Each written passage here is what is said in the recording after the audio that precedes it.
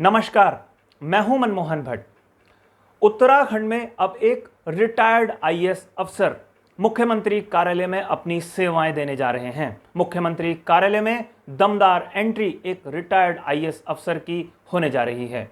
माना जा रहा है कि मुख्यमंत्री के प्रमुख सलाहकार के पद पर इनका नाम लगभग फाइनल हो चुका है। इनके नाम की पैरवी बीजेपी के एक खेमे ने बहुत जोरदार तरीके से की है, लेकिन अभी इस बात का अंदाजा नहीं हुआ है कि क्या खुद मुख्यमंत्री इन्हें अपने कार्यालय में रखने में इंटरेस्टेड हैं या नहीं हैं। वैसे खबर कुछ इस तरीके की भी है कि पिछली बार जब धामी मुख्यमंत्री बने थे तो भी इन रिटायर्ड आईएएस अफसर की एक महत्वपूर्ण भूमिका मुख्यमंत्री के कार्यालय में थी। जब वहां पर विवाद हुआ तो उसके बाद इनको दूसरी जगह से ऑपरेट करने के लिए कहा गया था, लेकिन अब इस सरकार में दमदार वापसी करते हुए बीजेपी सत्ता में वापसी कर पाई है और अब तमाम नौकरशाहों की तैनाती की खबर इधर उधर चल रही है। सत्ता के गलियारों में पोस्टिंग और तैनाती को लेकर कई बार खबरें आती भी रहती हैं।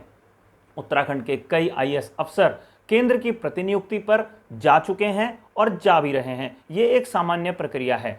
कई अफसर अपने अपने गृह राज्यों में भी प्रतिनियुक्तियों पर तैनाती ले रहे हैं। कई लोग Lal Bahadur Shastri national administrative academy जो है वहां पर भी अपनी सेवाएं देने के लिए जाने वाले हैं। ऐसे में एक रिटायर्ड आईएएस अफसर को मुख्यमंत्री के बड़े सलाहकार के पद पर तैनाती की खबरें चर्चा तो बनती ही है। अब इन अफसर के बारे में मैं इतना बता सकता हूं कि ये अफसर विजय बहुगुणा की सरकार के सबसे करीबी, सबसे ताकतवर नौकरशाह हुआ करते थे। हरीश रावत के गुट से इनका 136 का आंकड़ा माना जाता था, लेकिन जब हरीश रावत की सत्ता में हनक बढ़ी, हरीश रावत मुख्यमंत्री बने, तो ये अफसर हरीश रावत के भी नजदीकी हो गए। उस गुट से भी इन्होंने नजदीकियां गांठ ली। लेकिन जब हरीश रावत की सत्ता से 2016 में विदाई हो रही थी, जब राष्ट्रपति शासन लगा, उस समय इन अफसरों ने हरीश रावत से किनारा कर लिया और बीजेपी के धड़े में आकर वो शामिल हो गए थे। इसके बाद हरीश रावत की सरकार ने इनको तैनाती नहीं दी और खबर इस तरीके की है कि 2017 के चुनाव में ये अधिकारी अपनी किस्मत आजमाने की तैयारी कर रहे थे, लेकिन बीजेपी का एक गुट इनके समर्थन में तो था, लेकिन आला कमान की हरी झंडी नहीं मिली। इसलिए चुनाव में अपना भाग्य ये रिटायर्ड आईएएस अफसर नहीं आजमा सके। जब त्रिवेंद्र सिंह रावत उत्तराखंड के मुख्यमंत्री बने थे, उस समय इन्होंने सरकार में आने की बहुत कोशिश की थी, लेकिन खबर इस तरीके की है कि खुद प्रधानमंत्री नरेंद्र मोदी और बीजेपी के कई दूसरे वरिष्ठ नेताओं ने इन्हें सत्ता से दूर रखने का इशारा त्रिवेंद्र सिंह रावत को किया था। अब एक खबर आ रही है कि मुख्यमंत्री पुष्कर सिंह धामी अपने शासन चलाने में इनके अनुभव का लाभ लेना चाहते हैं। इनकी तैनाती के आदेश जल्दी जारी हो सकते हैं, इस तरीके की खबरें आ रही हैं। एक बड़ा सवाल यहां पर यह उठ रहा है कि क्या मुख्यमंत्री खुद चाहते हैं कि ये रिटायर्ड आईएएस अफसर उत्तराखंड मुख्यमंत्री कार्यालय में अपनी तैनाती दें, या मुख्यमंत्री को वो शासन चलाने में मदद करें, या बीजेपी का कोई दूसरा खेमा इसकी मजबूत पैरवी कर रहा है। ये अधिकारी हमेशा विवादों में भी रहे हैं। केदारनाथ धाम के पुनर्निर्माण का कार्य इनके समय में शुरू हुआ था, उसमें कई तरीके की अनियमितता, कई तरीके की गड़बड़ी के आरोप सरकार पर लगे थे। और हम सबको याद है जब दिसंबर 2016 में प्रधानमंत्री नरेंद्र मोदी देहरादून के परेड ग्राउंड से जनता को संबोधित कर रहे थे, चुनावी मंच था, वहां पर उन्होंने केदारनाथ आपदा में गड़बड़ी की बात कही थी। आरोप कांग्रेस सरकार पर लगाया था। हालांकि तत्कालीन मुख्यमंत्री विजय बहुगुणा तो बीजेपी में शामिल हो चुके थे और उनके चहेते अफसर भी बीजेपी की तरफ थोड़ा थोड़ा आने लगे थे, लेकिन बहुगुणा साहब तो अपने तमाम विधायकों के साथ बीजेपी में शामिल हो गए थे, लेकिन इन अधिकारी की पोस्टिंग या किसी भी तरीके की जो वापसी थी सत्ता में वो नहीं हो पाई थी। अब इस तरीके की खबरें आ रही हैं कि इनकी वापसी बहुत जोरदार, दमदार तरीके से हो सकती है। अब यहां पर कुछ सवाल जरूर पैदा होते हैं। कि क्या उत्तराखंड में अधिकारियों का, विशेष रूप से आईएएस अधिकारियों का टोटा पड़ गया है कि क्या रिटायर्ड आईएएस अफसर को ही तैनाती दी जाए प्रमुख पद पर। वैसे ये पहली बार नहीं है जब एक रिटायर्ड आईएएस अफसर मुख्यमंत्री कार्यालय में बड़े पद पर तैनात होंगे।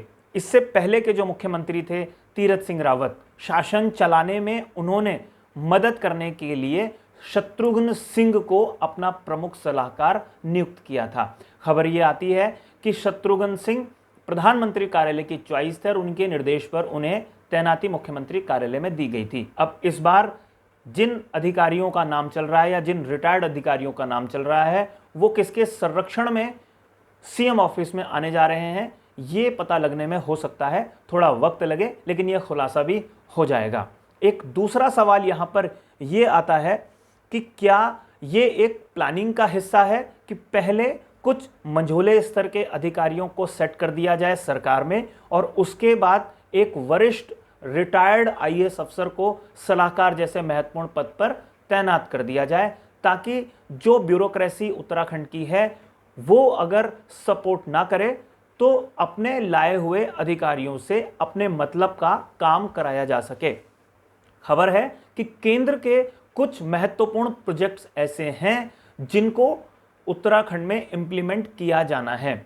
इन प्रोजेक्ट्स में बड़ा खेल हो सकता है। इस खेल को अंजाम देने के लिए अपने सचिव होने ज़रूरी हैं, अपने अधिकारी होने ज़रूरी हैं, और अगर ऊपर एक आला अधिकारी तैनात होगा तो ये खेल करना थोड़ा ज़्यादा आसान हो जाएगा। तो ऐसे में ये सवाल उठ रहा है कि क्या इन अधिकारियों की तैनाती किसी प्लानिंग के तहत की जा रही है या वास्तव में सरकार चलाने में ये लोग महत्वपूर्ण भूमिका निभा सकते हैं, इसलिए इनको तैनाती दी जा रही है।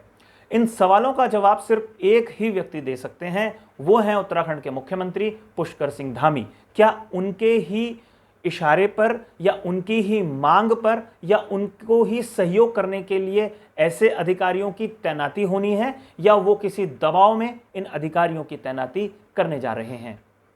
वैसे उत्तराखंड एक प्रयोगशाला बना हुआ है बीजेपी के लिए। उत्तराखंड के मुख्यमंत्री पुष्कर सिंह धामी ने पिछले दिनों एक बयान दिया था जिसमें उन्होंने कहा था कि वो उत्तराखंड में यूनिफॉर्म सिविल कोड लागू करने के लिए तैयारी कर रहे हैं। इसके लिए बाकायदा एक कमेटी बनाए जाने की चर्चा हो रही है। हालांकि किसी आईएएस या रिटायर्ड आईएएस अधिकारी के तैनाती का इस खबर से कोई लेना देना नहीं है, लेकिन यहाँ पर यह बात स्पष्ट करनी ज़रूरी है कि अगर एक रिटायर्ड आईएएस अफसर को मुख्यमंत्री कार्यालय में या सचिवालय में महत्वपूर्ण पद पर तैनाती दी जाती है तो ये भी एक महत्वपूर्ण प्रयोग होगा। आमतौर पर इस तरीके के जो सलाहकार या महत्वपूर्ण पदों पर तैनाती होती है वो राजनीतिक रूप से होती है। जैसे हरीश रावत की सरकार में औद्योगिक सलाहकार के रूप में रणजीत रावत थे, त्रिवेंद्र सिंह रावत की सरकार में औद्योगिक सलाहकार KS पवार साहब थे। तो कहीं इस तरीके का पद अगर सृजित एक रिटायर्ड आईएएस अफसर के लिए किया जा रहा है तो ये अपने आप में एक अनोखा प्रयोग हो सकता है। अब देखना यह है कि क्या ये प्रयोग पहले तो इम्प्लीमेंट होगा या नहीं होगा, और अगर तैनाती हो जाती है तो कितना सफल होगा, राज्य की ब्यूरोक्रेसी कितना इसको सपोर्ट कर सकेगी, या ऐसे किसी भी प्रयोग पर वो कितना अनकंफर्टेबल रह सकेगी। साथियों, आज की इस रिपोर्ट में फिलहाल इतना ही। अगली रिपोर्ट में आपसे फिर मुलाकात होगी, लेकिन जाने से पहले आपसे एक विशेष आग्रह, अगर आपने अभी तक इस चैनल को सब्सक्राइब नहीं किया है तो इस चैनल को सब्सक्राइब आप जरूर कर लीजिए, और ये रिपोर्ट अगर आपको पसंद आई हो तो इसे लाइक कीजिए, इसे शेयर करके अपने मित्रों तक जरूर पहुंचाइए। अगली रिपोर्ट में आपसे फिर मुलाकात होगी, तब तक के लिए इजाजत दीजिए। नमस्कार।